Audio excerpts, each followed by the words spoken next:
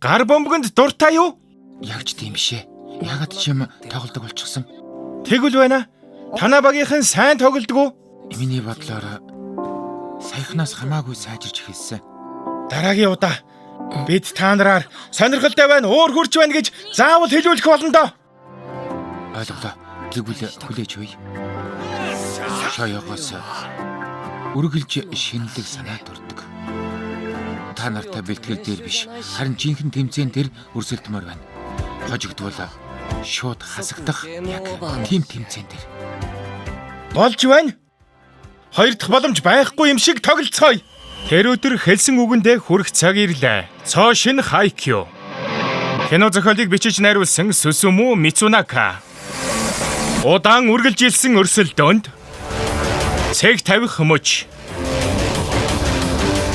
Бомбог тор давмагц. Хэн нь шилдэг болохыг тэд олоод мэдчихнэ.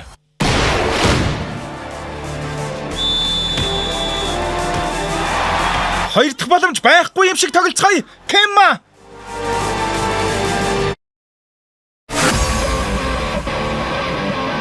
Хайкю, хогийн цэг дээрх тулаан. Илүү ихийг Сиру ТV-гээс